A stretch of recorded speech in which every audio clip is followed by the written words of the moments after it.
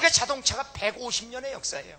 지금 150년의 역사를 가진 미국 자동차가 문 닫기 직전에, 오늘 아침에 신문에 보니까 우리나라의 50년 전통의 작년까지 흑자 경영을 하던 회사가 부도가 나서 문 닫았어요. 그렇게 어려워요. 제가 지난번 병원 신방 다니다가 마포 다리 밑에 삼겹살집에 들어갔어요.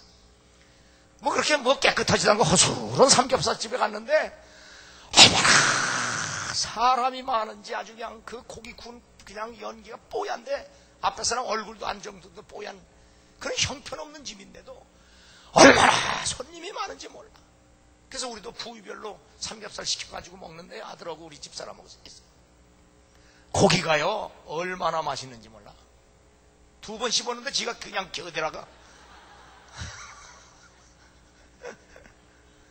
그런데요 그 불판을 자기네가 만들었어요. 불판 가운데다 동그랗게 구멍을 내가지고 된장찌개 그 뚝배기 들어갈 정도로 해놨어요. 근데 된장찌개 먹어보니까 참 맛있어. 그런데 다른 집 가보세요. 된장찌개 뭐 좀 모자란데 더 갖다 달려면 그냥 눈이 파야스로 돌아가는데 이 집은 아예 큰 주전자에다 된장 국물을 타가지고요 자기들이 다니면서 벌써 떨어진 데는 부어줘요. 양념치고 다 부어주니까 달라고 안 해도 벌써 계속 부어줘. 된장 맛있죠. 그냥 달라지 안 해도 갖다 주죠. 그러니까 손님들이 바글바글할 수가 없어. 그 옆에 집은 한 명도 없어요.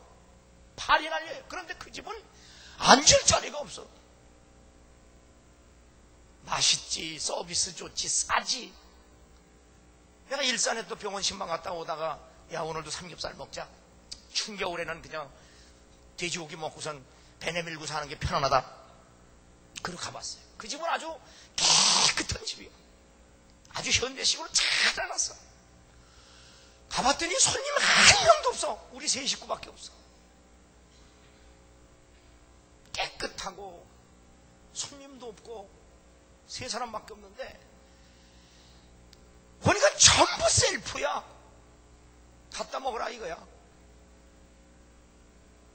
그래서 먹다가 김치 떨어지니까 김치 달라고 그랬더니요 그 김치 갖다 주는 아줌마가 아니 삼겹살은 여기 구우는데 왜 주댕이가 삼겹살이 돼? 갖다 달려도 금방 갖다 주지도 않아요. 그냥 주댕이 쭉 내밀고 앉아서 그냥 못 들은 척 하다가 한번 갖다 주고 마지못해 갖다 주고. 춥기는 왜 그렇게 추워? 삼겹살 먹다 설사하겠더라고. 그런 집구석이 가게가 되겠습니까? 이렇게 안 되는데 그냥 춥지, 서비스 안 좋지, 기분 나쁘니까 맛도 없어요. 그러니까 먹으면서 내가 다 싫어오나 봐라. 아주 내가 배고파 죽어도 안 한다. 안 되는 사람은 안 되게 하고요 되는 사람은 되게 하는 거예요. 내가 오늘 아침에도 신문 봤어요.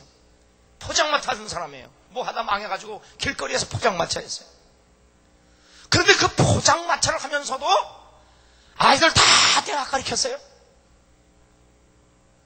자기 포장마차는 불경기가 없대요. 왜 그러냐 그랬더니 오뎅 국물 더 따뜻하게 더 많이 주면 된다는 거야. 그리고 아주 기분 좋게 그냥 끓여서 그 포장마차 오는 사람도 오죽하겠어요. 그래도 아주 기분 좋게 맛있게 뭐 좀 주고 그냥 조금 더 주고 그냥 작전을 처음에 덜 주고 그리고 나서 더 줘. 그럼 되는 거야. 그 아다르고 어다르다고. 그래 친절하게 맛있게 아주 서비스 좋게 하니까 불경기 없대. 자기는 그 직업에 대해서 만족하다는 거야. 왜 못 사냐는 거예요. 크리스마스가 되면 그 크리스마스 꽃 뭐에 이렇게 빨간 꽃 뭐 세포 뭐 아이고 아는 사람 하나도 없네. 지난해 나지. 하여튼 그 있어요. 뻘건 거 이거 크리스마스 때 이렇게 하는 거 있잖아요. 이거 그거 이게 전부 외국 꽃입니다. 외국 꽃. 그러니까 외국 꽃을 갖다가 여기서 오면 전부 로얄티를 줘야 돼요. 한 화분에 뭐 7,000원인가 얼마 줘야 된대요. 그리고 로얄티를 줍니다. 700원인가. 그런데 그 화원을 하는 분이 얼마나 우리 한국에 화원도 많고 경쟁력이 심한지 한 번 화원을 크게 하다 망했어요. 망했어. 그 망한 후에 다리 뻗고 오동추야 다리 발가 붉은 게 아니에요. 어떻게 하면 다시 일어날까? 어떻게 하면 다시 성공할까? 생각하다가 한국에 없는 꽃을 한번 내가 길러보자. 그래서 그걸 수입해다가 길렀는데 그걸 로얄티를 물다 보니까 아까운 생각이 들어. 그래서 그걸 가지고 자기가 연구해서 변종을 만들었어요. 그런데 실제로 그 꽃을 키워보니까 크니까 비싸죠. 그러면 어떻게 하면 이 큰 것을 작게 만들어서 싼 값에 팔까? 그것도 보통 40, 50대를 겨냥하는데 학생들과 젊은 층을 어떻게 겨냥할까? 하다 보니까 그 품종을 개량해서 작게 만들었어요. 나는 10cm로 승부를 걸자. 그래서 한 30cm, 50cm 되는 꽃을 연구해가지고 10cm로 줄여가지고 이파리는 더 넓게 색깔 좋게 만들었어요. 그래서 성공했어요. 싸니까 5,000원짜리 2,000원에 파니까 하루에 몇 개가 나가느냐? 5,000개씩 나간다는 거예요.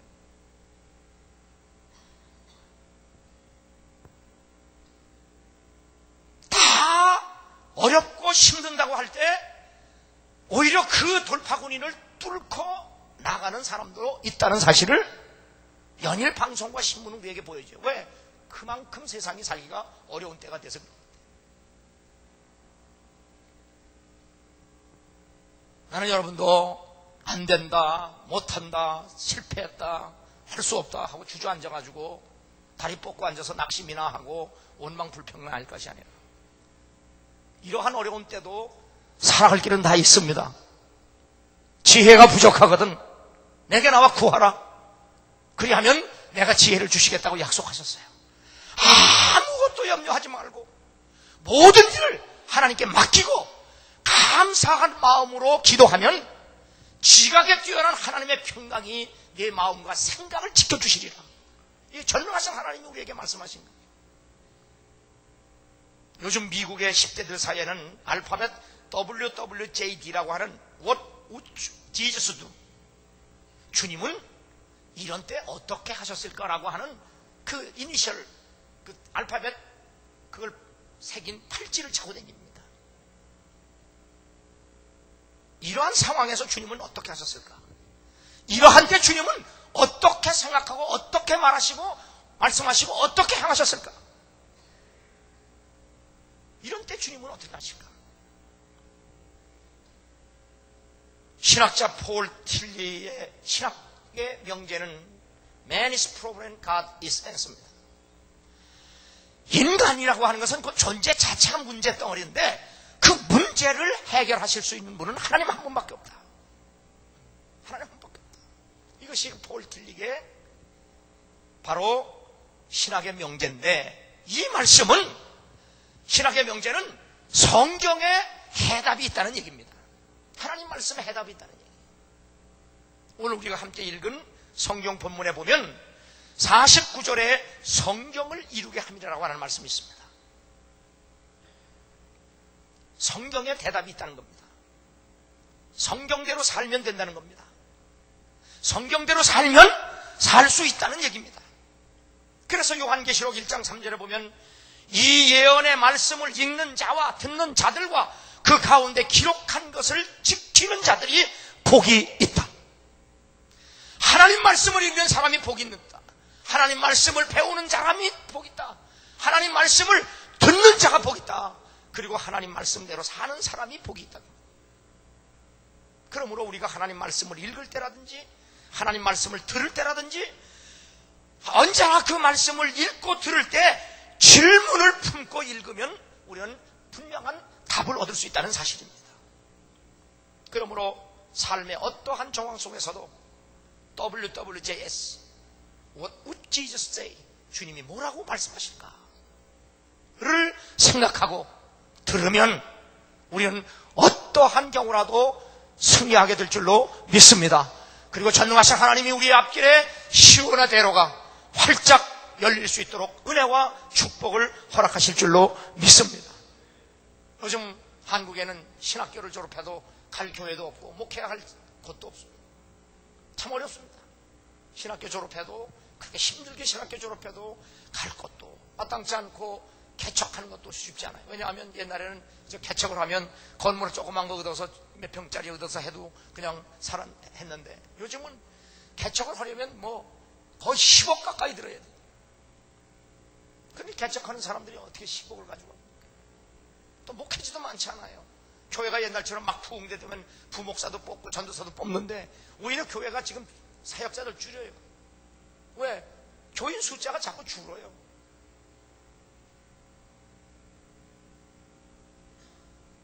그래서 제가 어저께 우리 아들도 신학교를 다니는데 그 아이에게 제가 신문에 난 기사를 보여주면서 읽어보라고 했어요.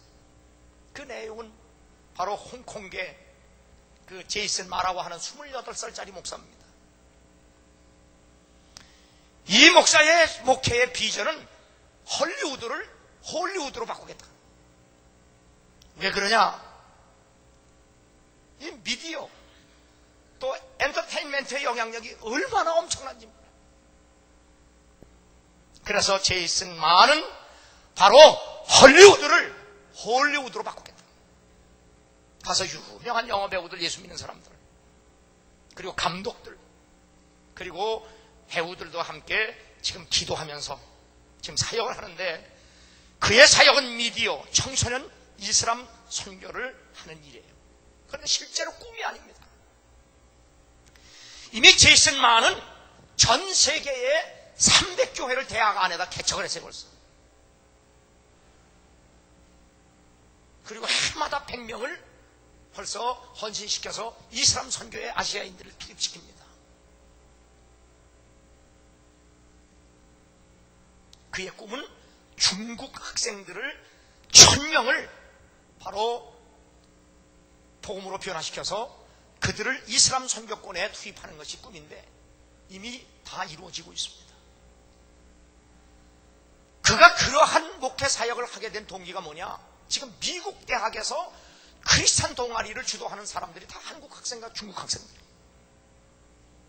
그래서 그들에게 복음을 전하고 그들에게 선교의 비전을 주고, 이미 해마다 100명씩 그리고 1000명을 이슬람 선교에 투입을 하고, 그의 설교를 들은 사람들은 제2의 바로 빌리그레함이라까지 지금 28살밖에 되지 않은 그 젊은 목사가 세계 주목을 받기 시작합니다. 그런데 이 제이슨 마는 자기 부모가 불화로, 그 아이가 뵀을 때 어머니가 병원에 가서 낙태를 시키려고 하다가 난아에, 이 제이슨 마는 자기가 출생 비밀을 알고 나서부터는 타락하기 시작합니다. 세상에 어머니가 자기 새끼를 뱃속에 뵀을 때 병원에 가서 지워버리려고 했으니 그게 얼마나 큰 상처였겠어요. 그래서 제이슨 마는 이미 13살에 갱 집단에 가서 벌써 갱이 됩니다. 그리고 그때부터 마약을 제조하고 마약을 공급하는 범죄 속으로 들어가서 그런 아이가 됩니다. 감옥은 제 집도 나들 듯합니다. 그래도 그 배후에는 예수 믿는 어머니와 누나가 얼마나 그를 위해서 기도했는지 모릅니다.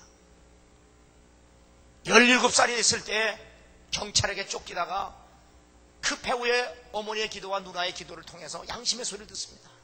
너 인생을 이렇게 살다가 어떻게 끝낼래? 불현듯 그런 생각이 들면서 그가 예수 앞에 고꾸라지고 교회를 나가서 믿음을 얻고, 미국의 산호세 대학을 다니다가 대학을 다니다가 산호세 대학을 다니다가 신학교로 옮겨서 CCC를 창립한 그 빌 브라이트와 선교단체 JHOP 대표인 루 잉글과 유명한 미국의 가수 MC 해머의 조언을 듣고 바로 대학생 대상의 청년 사역에 본격적으로 사역에 뛰어들어서 이미 벌써 전 세계 대학에 300교회를 개척을 하고 사역을 하는, 참 이런 젊은이가 이런 엄청난 사역을 할 수 있다고 하는 것에 대해서 얼마나 감사한지 몰라요. 그래서 내가 우리 아들에게 그걸 주면서, 봐라, 목회할 데가 없는 것도 아니고 할 일이 없는 것도 아니고 하나님께서 주시면 얼마든지 이렇게 할 수 있는데 너하고 동갑 아니냐? 그랬더니 나보다 2살 많아요.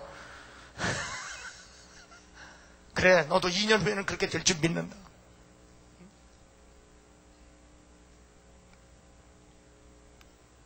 오늘 성경 말씀을 통해서 우리가 인생을 살다가 우리가 문제 앞에 닥쳤을 때 우리는 바라보아야 할 대상이 있어야 된다는 사실을 말씀하고 있습니다. 오늘 마가복음 14장과 15장은 우리에게 우리가 바라보아야 할, 우리가 의지해야 할, 우리가 믿어야 할 분이 예수라는 사실을 마가는 증거해주고 있습니다. 첫째로 베다니에서 예수님은 존경을 받으셨어요. 우리가 지난주일에 설교한 것처럼 14장 1절과 11절에 보면 문둥이 시몬의 집에서 가장 더럽고 냄새나는 그 집에서 마리아의 믿음은 가장 향기를 냈다는 사실이에요. 바로 그 아름다운 믿음은 예수님을 구세주로 믿고 가장 아름다운 향기의 모습을 냈다는 사실이에요.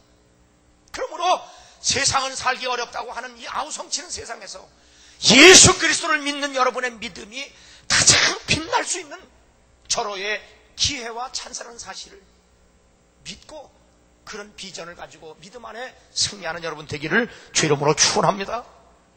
두 번째는 다락방에서 예수님은 배신을 당합니다. 14장 10절 26절에 보면 예수님은 마지막 만찬을 하시면서 십자가를 지시기 전에 마지막 만찬하면서 날 배신할 사람이 다른 사람이 아닌 이 제자 중에 한 사람이 있다는 사실이에요. 그런데 실상은 한 사람뿐만 아니라 12제자가 다 배신했었습니다. 오늘 우리는 살면서 참으로 가슴 아프고 고통스러운 일은 사람에게 배신을 당하는 겁니다. 부모에게 배신당할 수도 있고요, 자식에게 배신당할 수도 있고요, 남편에게 배신당할 수도 있고요, 아내에게 배신당할 수도 있고요, 친구에게 배신당할 수도 있고요, 애인에게 배신당할 수도 있어요. 인생을 살다가 가장 큰 고통과 상처는 배신당하는 거예요. 이거보다 더 큰 아픔도 없고 고통도 없어요. 그런데 그 배신은 다 우리가 부족해서 당하는 겁니다.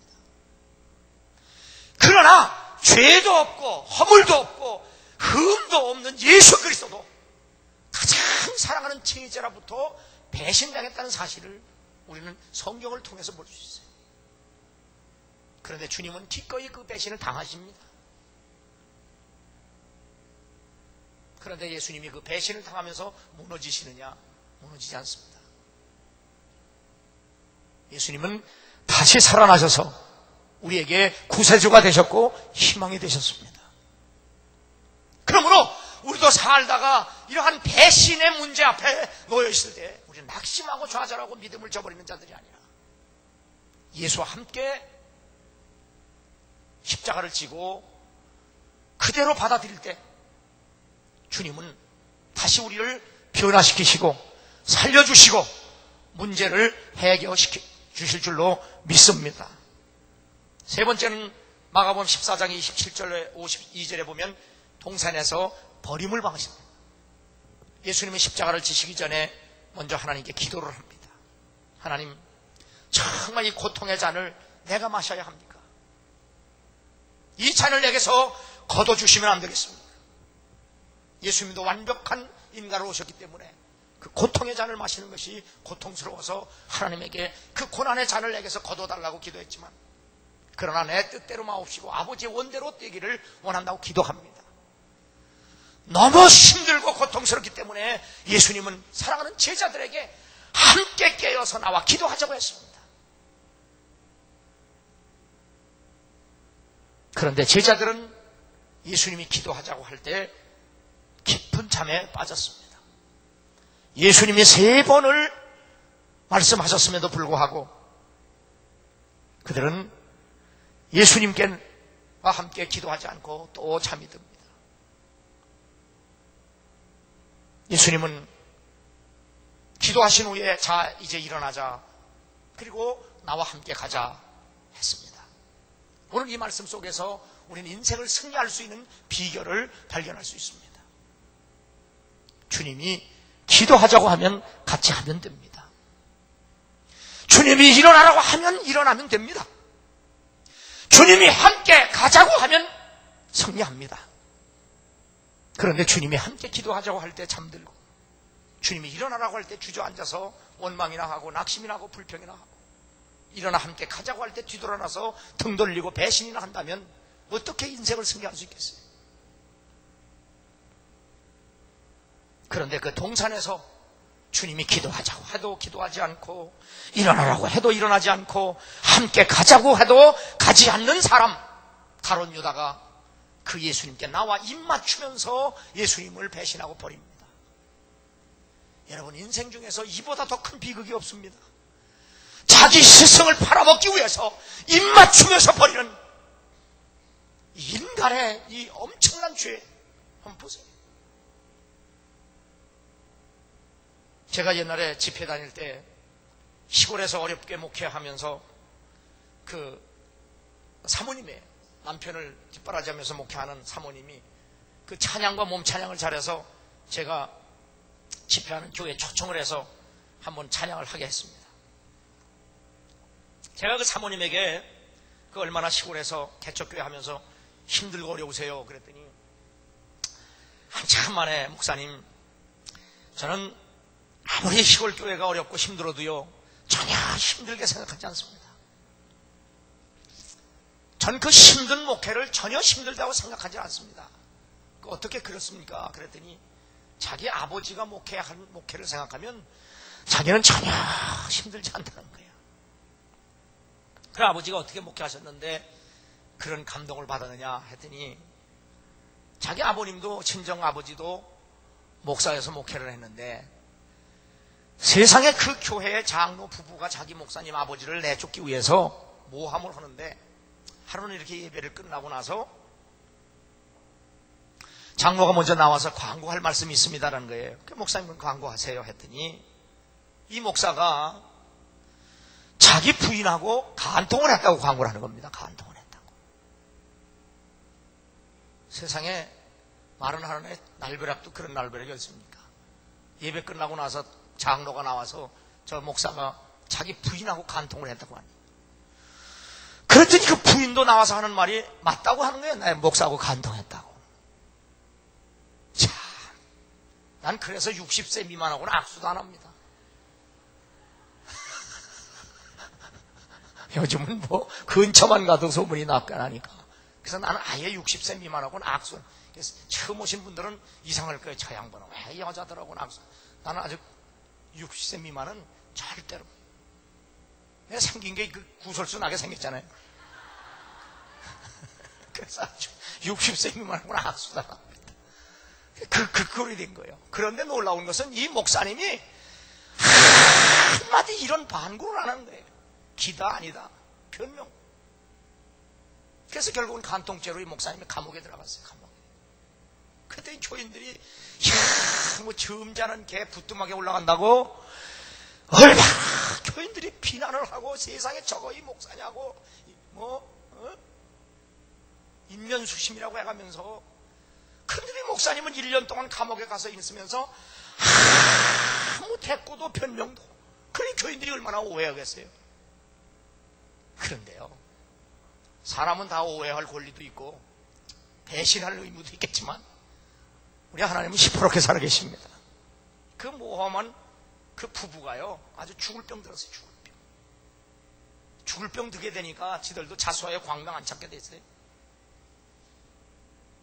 결국은 하나님 앞에 고꾸라져가지고 교인들 앞에서 우리가 목사 내쫓으려고 모함했다. 모함을 하려면 좀 세련되게 해. 그렇게 하지 말고.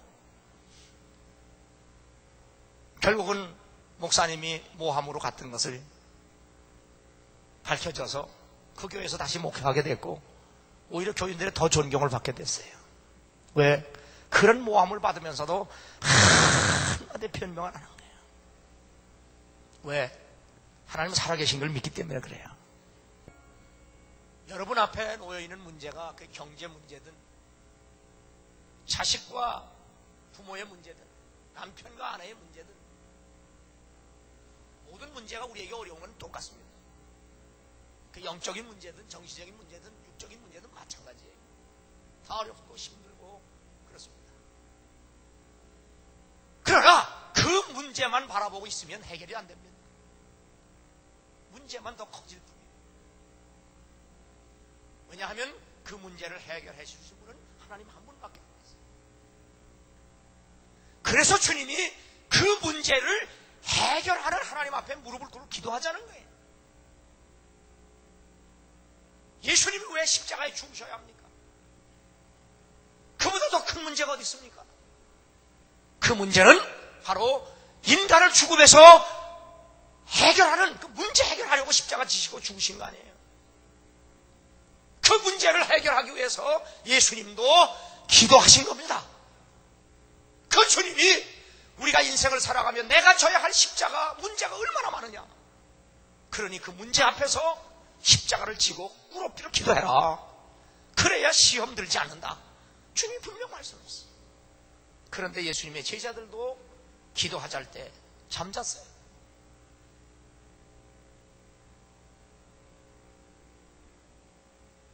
자, 우리 함께 일어나라. 응? 일어나라. 주님이 일어나면 일어나면 되잖아요. 뭐 그거 어려워요? 예스하고 일어나면 되지. 떠나라. 떠나면 돼요. 그게 믿음이에요. 그냥 주저앉아가지고 다리에 힘 다 풀려가지고 원망하고 불평하고 내가 예수 믿는데도 왜 이런 일만 당했느냐. 아니 예수님도 당하잖아요. 주님이 일어나라고 뭐 일어나면 되잖아요. 왜 나만 겪는 고난이냐고 불평하지 마세요. 고난의 뒤편에 있는 주님이 주실 축복 미리 보면서 감사하세요. 너무 견디기 힘든 지금 이 순간에도 주님이 일하고 계시잖아요. 남들은 지쳐 앉아 있을지라도 당신만은 일어서세요. 힘을 내세요. 힘을 내세요. 주님이 손잡고 계시잖아요. 주님이 나와 함께함을 믿는다면 어떤 역경도 이길 수 있잖아요. 왜 이런 슬픔 찾아왔는지 원망하지 마세요.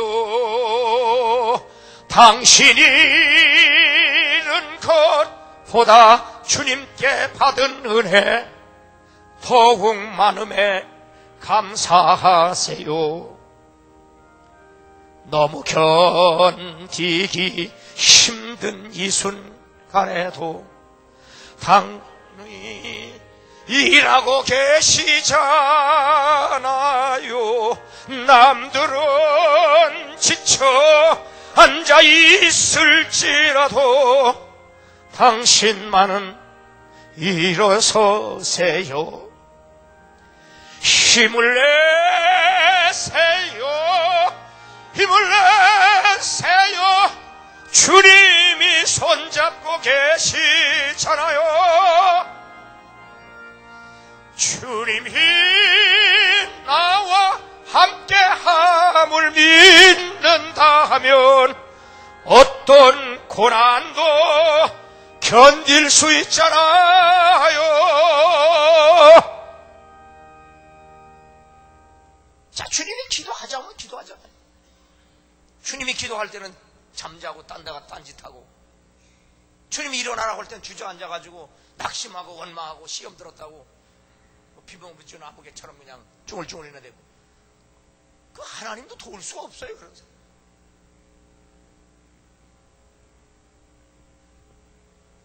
자, 이걸 함께 가자. 주님이 손잡고 함께 가자 하면 그 죽는 길이라도 가면 알아요. 그러면 살아. 자, 이제 왔다. 때가 왔다. 하나님 일어나라. 나와 함께 손잡고 가자. 그 길이 어느 게 십자가 죽으러 가는 거예요.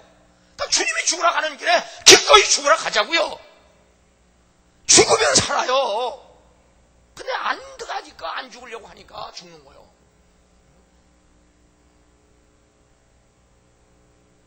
주님이 기도하자고 할 때 기도하는 건 그 앞에 죽는 거예요. 우리가 우리 보고 일어나는 거예요. 왜 일어나야 돼요? 돈 벌러 가자고 일어나는 거 아니에요. 죽으러 가자는 거예요. 죽으러 가자고. 주께서 말씀하셨잖아요. 내가 십자가에 죽고 반드시 3일 만에 살아나리라. 고난은 3일밖에 되지 않아요. 아무리 경제가 어렵다고 할지라도 세계적으로 하나님이 거품 제거하는 겁니다. 성경에도 환난은 10일이지만 왕국은 1000년이라고 그랬어요. 오늘 우리가 3일의 고난을 잘 견디면 첫날에 축복이 임한다는 사실을 믿고 믿음을 지켜야 돼요. 오늘 지금은 우리는 꿇 엎드려 기도하고 주님의 말씀을 따라 일어나라 할 때 일어나고 손잡고 가자고 할 때 갈 수 있는 결단이 필요해요.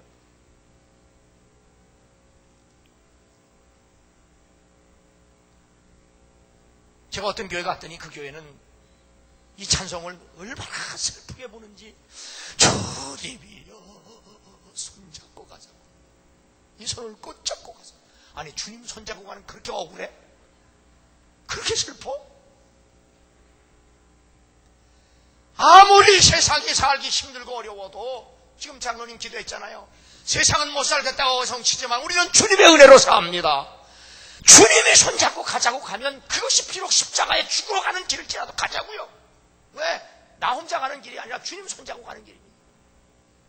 주님이여 이 손을 꼭 잡고 가소서. 약하고 피곤한 이 몸을 폭풍 흑암 속 해치사 빛으로 손잡고 날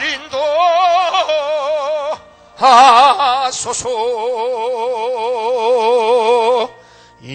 인생이 힘들고 고난이 겹칠 때 주님이여 날 도와주소서.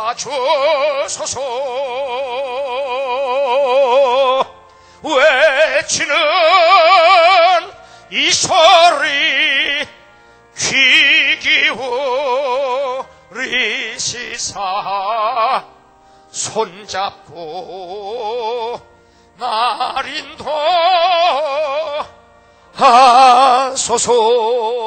인도하소서. 예수님은 대제사장 관저에서 그리고 빌라도 앞에서 끊임없이 정죄를 당합니다.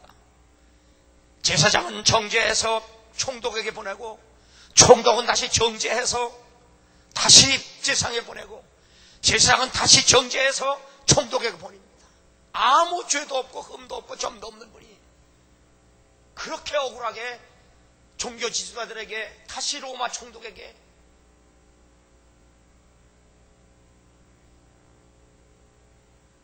호송줄에 묶여가지고 그래도 주님은 아무 말 하지 않습니다. 아무 대꾸도 하지 않습니다. 기꺼이 그대로 당하시고 그대로 문제 안에 그냥 뛰어드십니다. 다시 총독 앞에 섰습니다. 총독은 그를 정죄하여 다시 유태인들에게 넘깁니다. 이를 어떻게 하려? 십자가에 못 박아 죽게 하소서. 결국 예수님은 십자가에 못 박혀 죽으셨습니다. 그분은 우리의 인생의 모든 문제를 다 자기 몸에 안고 해결하셨습니다. 바로 우리는 그분의 십자가 앞에 나와서 바로 우리가 져야 할 십자가를 지고 죽으라는 겁니다. 그건 바로 믿는 걸 말하는 겁니다. 그분을 의지하는 걸 말합니다. 기도하는 것을 말합니다. 아버지여, 내 뜻대로 마옵시고 아버지의 뜻대로 내가 살기를 원합니다. 그렇게 먼저 그 나라와 그 일을 구하면 하나님 우리에게 필요한 입을 것도 먹을 것도 살 집도 주신다고 약속을 하십니다. 하나님은 우리에게 원하는 것을 주실 뿐만 아니라 우리에게 필요한 것을 먼저 주신다는 사실을 기억하시기 바랍니다.